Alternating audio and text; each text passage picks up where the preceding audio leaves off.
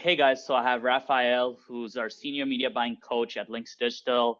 And today we're going to tackle a very common question that we get, which is what are the top YouTube ads tips for beginners? What are the things that we wish we knew when we were starting out with YouTube ads? Between me and Raf, we spent over $10 million on ads. We've worked with some of the biggest brands out there. So this is what we wish we had known as a beginner before we started running all these campaigns. So let's get right into it. So Raf, why don't you open it up with beginner tip number one? Sure. Beginner tip number one, I would say you want to avoid going too targeted. Now, I don't want that to be misconstrued. When I say too targeted, people get very, very specific. I want someone 45, 54, male, and I just want to show up on these video channels. That may work, but that will work after maybe $10, $30 spend. It's not going to be something that's going to scale. It's something that's going to get ad fatigue quicker, and your costs are going to go up. So you're going to be stuck in a situation where that may have worked for you for the first $500 of spend, but when you want to scale, which is what everyone's goal should be in YouTube ads, you're going to have issues. So you don't want to be so targeted that you limit the reach of your audience. Absolutely. I agree 100%. I think layering in YouTube can work in certain cases when you layer two really broad audiences. But when you're talking about placements, like layering placements with keywords or layering placements with like a very tight demographic and income targeting, it's just not going to spend, right? People ask me a lot of the time, like I've seen this question is like, hey, I have this super tiny audience. Why is it not spending? Well, that's the reason why it's a super tiny audience. And to be honest, on YouTube, the best results we've seen have been with broader audiences. So if you have the creative down and you have a really great message, you have a really great funnel, typically broader audiences will work better because the YouTube algorithm likes having a little bit of space to go find those customers. While if you go too narrow, you're just not gonna be able to really get anything going on, right? You might be able to spend $5, $10 a day, but it's not gonna get you the quantity of leads and customers that you need. So just be careful of being too specific with the targeting when you're starting out. Obviously, you wanna make sure you're actually using targeting options that are relevant, but just be aware that, hey, going with like, I want to target this one specific video and this one specific age group and this one top percent income targeting, that's just not gonna have many people in that audience. So let's move on to tip number two, which is going to be knowing your numbers. Sure. So knowing your numbers, what does that come down to? You really have to know your product, how it converts, what you expect to get once it does convert. So you're going to want to know, okay, if let's just say I'm running a webinar type funnel where someone lands on the page, they give up their email address, they get into the webinar. You have to know how many of those people do you need to fill out that lead? How many of those leads do you need to convert for you to be profitable, for you to be break even? So where do you need, how many clicks do you need that land on your landing page to turn into a lead?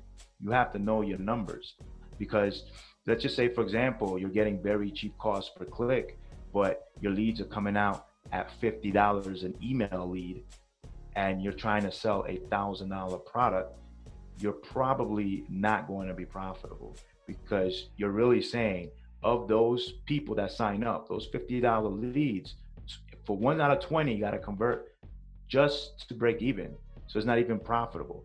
So knowing your numbers from the beginning allows you to make the right decisions when you're doing campaigns. So you don't have to spend too much money before you say, hey, I got to pivot. There's something wrong here. Is it the landing page that's not converting well? Is it my webinar do I have to work on? Is my cost per click too high? Those are the things that you have to look at. And you only know that by knowing your numbers from the beginning. Absolutely. And it then again comes down to you got to know your numbers and then fix the numbers that aren't working. So if your opt-in rates aren't working, then you know that, hey, there's something wrong with your opt-in page, right? Go work on your opt-in page until your opt-in rate's at least at 20%. If it's at 5%, your funnel's not going to convert, right? Like it's just not going to work if your opt-in rates are super low. So you really want to understand the benchmarks in your industry. And, obviously this is going to depend on what kind of funnel you're running, but you want to understand what's common in your industry. And you can figure this out by, for example, you can go into our YouTube ad buyers group and just ask us what kind of good common benchmarks are. and we'll basically provide that answer. But the important thing is figure out what's weak in your funnel, because it's usually one or two things that are broken, right? And you fix those one or two things, it'll be profitable. And once you have that, you will be able to really make YouTube ads work well for you. So you need to understand all the numbers all the time.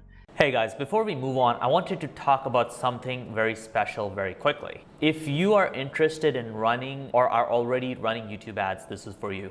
I wanted to introduce you to a few people that are killing it with YouTube ads. Mike made over $1.5 million with e-commerce YouTube ads. Bastian did over $300,000 for a client at a 10x ROAS. Boyd's making $5,000 a day with his course. Kale made a client $40,000 from just $8,000 in ad spend. Lloyd made a client $33,000 from $12,000 in ad spend. Do you know what the one thing they have in common? They're all part of my Expert YouTube Ads training program. We have the most technical YouTube ads course in the market with live weekly calls, a Facebook group where you can ask any question you want about YouTube ads, and more. And some of the best students spending thousands or even $10,000 a day on YouTube advertising. So there's a link below in the description to go book a demo call. Go and book a call to get a preview of the course and see if it's a fit for you and if it can help you get your YouTube ads to $5,000 a day or more. Now let's get back to the rest of this video.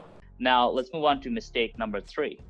Sure thing. So I would say the mistake is the lack of focus that people have on creative. Creative is everything, and that's true for almost every platform, to be honest, but especially in YouTube. In YouTube, you're allowed to frame the person and set them in a mind and put them on a journey where they're ready to buy or they're ready to hear more about what you have, what you're selling. So the creative is the most powerful lever that you can work on your campaign. Most of the campaigns we've scaled is because of 1 or 2 winning creatives. That's it. So you may start out with 20 creatives, and a lot of them may or may not work, but that one creative may be the difference between you spending $800 a day, $10,000 a day. Absolutely.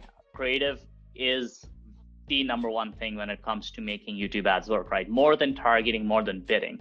Targeting and bidding, those are things you need to know and do right, but once you have a step-by-step kind of guide to doing the targeting and bidding, it's really easy. You just follow the step-by-step, like, hey, use max conversions or target CPA, do this, do that.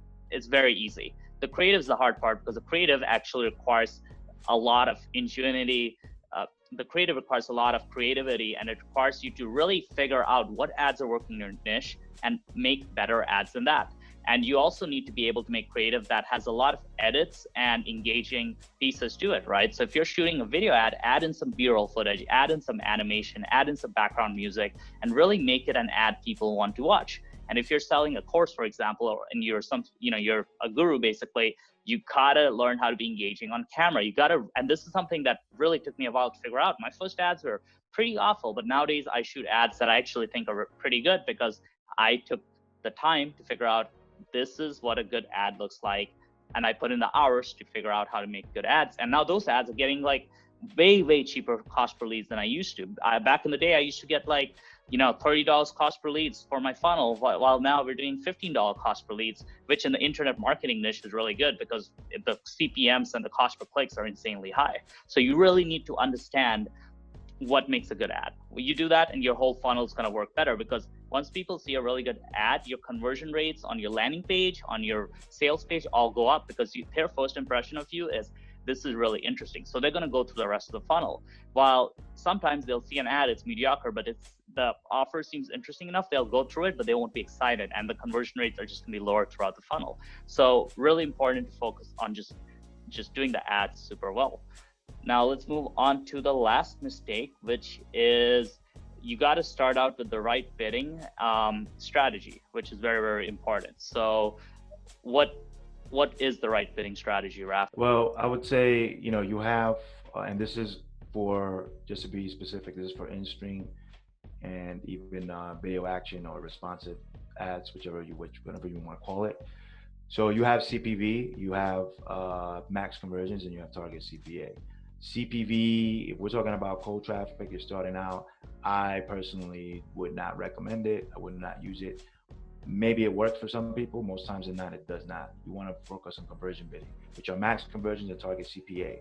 The difference is max conversions. If you don't really know what your cost for conversion is on Google Ads, it's a new account, and you want to ensure that your campaign spend the budget required, you want to start out with max conversions. You can start out with target CPA. The problem with starting out with target CPA, if your campaign, video campaigns, have no data in the account, is that you don't know what the right bid is. The right bid has nothing to do with what you expect. It's more of what Google sees as, okay, I can get you cost per conversions according to what Google decides. So more times than not, start with max conversions to target CPA.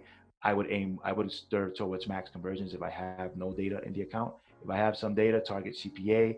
The only issue you'll see with target CPA is it may or may not spend. Just increase the bid a few more times. If you continue having issues, revert back to max conversions. Yeah, that makes a lot of sense. That's what we do at our agency, where we start out with maximize conversions, switch over to target CPA once we have more data, and maximum CPV, we'll once in a while use it with small retargeting audiences, or if max conversions target CPA are just not working, but it's really kind of a last resort that we use. It's not stable. So make sure to start out with the right bidding type.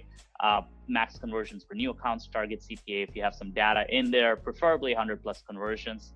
And yeah, guys, those are our top 4 YouTube ads tips for complete beginners. Now, guys, the next video I want you to watch is actually our video on YouTube ads targeting. So there'll be an end screen somewhere here. Go click on that link and watch that video where we teach you all about YouTube ads targeting. It's a video that covers like every type of YouTube ads targeting. And then make sure to smash the subscribe button, hit the like button, and hit the notification bell so you know when we shoot the next video. And we have that for you.